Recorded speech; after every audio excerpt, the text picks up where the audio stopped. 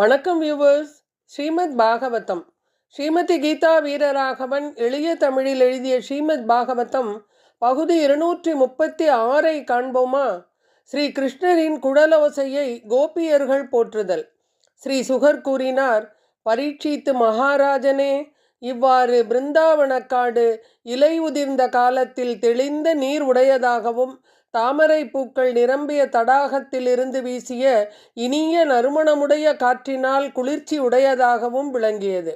பகவான் ஸ்ரீ கிருஷ்ணர் தமது பசுக்களுடன் ஆயர்குல நண்பர்களுடனும் பிருந்தாவன காட்டினுள் நுழைந்தார். பசுக்களை மேய்க்கும் பொழுது பகவான் ஸ்ரீ கிருஷ்ணர் புல்லாங்குழலினை இசைக்கத் தொடங்கினார். கிருஷ்ணரின் புல்லாங்குழல் இசையினை கேட்டவுடன் சிலர் தமது நெருங்கிய தோழிமார்களிடம் கிருஷ்ணரின் லீலைகளை பற்றி பேசத் தொடங்கினர். ஸ்ரீமத் பாகவதம்.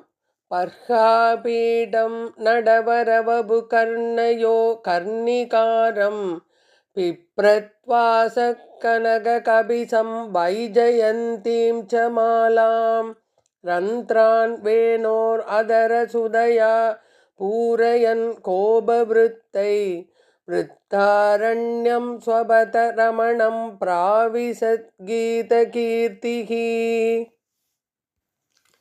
தலையில் அழகிய மயிலிறகு அணி செய்ய நீல கரணிகர மலர்கள் அவர் காதுகளை அலங்கரிக்க பொன்னை போல் மின்னும் மஞ்சள் வண்ண பட்டு பீதாம்பரம் உடுத்தி வைஜெயந்தி மலர் மாலை அணிந்து பகவான் ஸ்ரீ கிருஷ்ணர் பிருந்தாவன காட்டில் நுழைந்து தமது காலடி தடங்களினால் அந்த இடத்தையே அழகு செய்தார். பகவான் ஸ்ரீ கிருஷ்ணர் புல்லாங்குழலின் துவாரங்களை தமது அதரங்களின் அமிர்தத்தினால் நிரப்பினார். ஆயர்குல சிறுவர்கள் அவரது புகழை போற்றி பாடினர். ஸ்ரீ கிருஷ்ணர் கலைநயத்துடன் அணிந்திருந்த ஆடைகளும் காதுகளில் அழகு செய்த நீலோத்பல மலர்களும் கோபியர்களின் காதல் உணர்ச்சியை தூண்டின. கிருஷ்ணரின் புல்லாங்குழல் ஓசையினால் அவர்கள் தம்மை மறந்தனர். மனதை கவரும் ஆடைகள், அதன் மேல் மலர் மாலைகள் அணிந்து மயிலிறகு, தாமரை, அல்லி, மாவின் இளம் தளிர் மற்றும் மலர் மொட்டுகளினால் தம்மை அலங்கரித்து கொண்டு கிருஷ்ணரும் பலராமரும் ஆயர்குலச் சிறுவர்களின் மத்தியில் ஒளிவீச நின்றனர். கோபியர்கள் பகவான் கிருஷ்ணரின் லீலைகளை எண்ணி மெய்மறந்து பாடினர்.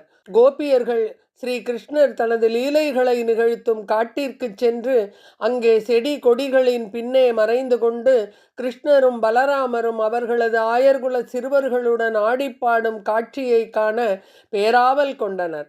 கிருஷ்ணரின் அழகினை கோபியர்கள் ஒருவருக்கு ஒருவர் கொண்டாடினர். தோழி பெண்களே, கிருஷ்ணரின் அதரங்களில் இருந்து வழியும் அமிர்தம் நமக்குரியதாகும். அதனால் நமக்கு அதன் சுவையை மட்டும் வைத்துவிட்டு அமிர்தம் அனைத்தையும் தான் மட்டுமே உண்பதற்கு அப்புல்லாங்குழல் என்ன தவம் செய்ததோ. புல்லாங்குழலின் முன்னோர்களான மூங்கில் மரங்கள் ஆனந்த கண்ணீர் வடிக்கின்றன. கோவிந்தனின் குழலோசை கேட்டு மயில்கள் மதிமயங்கி ஆடுகின்றன. அங்கிருந்த பெண்மான்களும் ஆண்மான்களும் காதலும் பாசமும் கொண்ட பார்வையினால் பகவானை வழிபட்டன.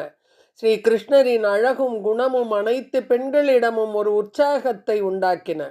தமது குத்திட்டு நின்ற செவிகளையே பாத்திரங்களாக்கி பசுக்கள் கிருஷ்ணரின் வாயிலிருந்து வழிந்த புல்லாங்குழல் இசையின் அமிர்தத்தை பருகின. கன்றுகளோ தமது தாய்மடியில் வாய் வைத்தபடியே பாலை உறிஞ்சாமலும் வாயை எடுக்காமலும் அசைவற்று அப்படியே நின்றன. அவை கண்ணீர் பெருகும் தமது விழிகளின் மூலம் கோவிந்தனை தம்முள் வாங்கி தமது இதயத்தில் வைத்து தழுவிக்கொண்டன. ஸ்ரீ கிருஷ்ணரின் குழல் ஓசையினால் ஓடுகின்ற நதிகளின் வேகம் தடைபடுகின்றது. நீர் கொந்தளித்து சுழல்கின்றது. பிறகு தமது அலை கரங்களினால் முராரியின் தாமரை திருவடிகளை பற்றி தழுவிக்கொண்டு தாமரை மலரை அர்ப்பணிக்கின்றன. கிருஷ்ணரும் பலராமரும் பிருந்தாவன காடுகளில் அலைந்து திரிந்து நடத்திய லீலா வினோதங்களை கோபியர்களில் ஒருத்தி மற்றொருத்தியிடம் இவ்வாறு ரசித்து பேசி மகிழ்ந்தனர். ஸ்ரீ சுகர் தொடர்ந்து கூறினார், குளிர்காலத்தில் முதல் மாதத்தில், அதாவது மார்கழி மாதத்தில் கோகுலத்தில் உள்ள மனமாகாத குமரி பெண்கள் விரதம் இருந்து காத்யாயனி தேவியை வழிபடுவர். அந்த மாதம் முழுவதும் கோபியர்கள் பச்சரிசியும் பச்சை பயிரும் கலந்த வேக வைத்த ஹவிஷ்யான்னத்தையே உண்பர். பரீட்சித்து மன்னனே, அருணோதயத்திற்கு சிறிது நேரம் முன்பு யமுனையில் நீராடி கோபியர்கள் நதிக்கரையில் மண்ணை கொண்டு துர்காதேவியின் பிரதிமை ஒன்றை செய்தனர். அவர்கள் தேவியை சந்தனம், பழங்கள், வெற்றிலை பாக்கு, மலர் மாலைகள் போன்றவற்றை அர்ப்பணித்து விளக்கேற்றி தூப தீபங்கள் காட்டி வழிபட்டனர். நந்த மகாராஜாவின் மைந்தனை தனது மணாளனாக்கும்படி வேண்டிக் கொண்டனர். கோபியர்கள் அனைவரும் ஸ்ரீ கிருஷ்ணரிடமே தங்களது மனதை பறிகொடுத்தனர். கோபியர்கள் அனைவருமே காலையில் கருக்களில் நீராடி ஒவ்வொரு பெண்ணையும் பெயர் சொல்லி அழைத்து ஒருவர் கையை மற்றவர் பற்றி கொண்டு கிருஷ்ணரின் பெருமைகளை உரத்த குரலில் பாடிக்கொண்டே காளிந்தி நதிக்கு நீராடச் செல்வர்.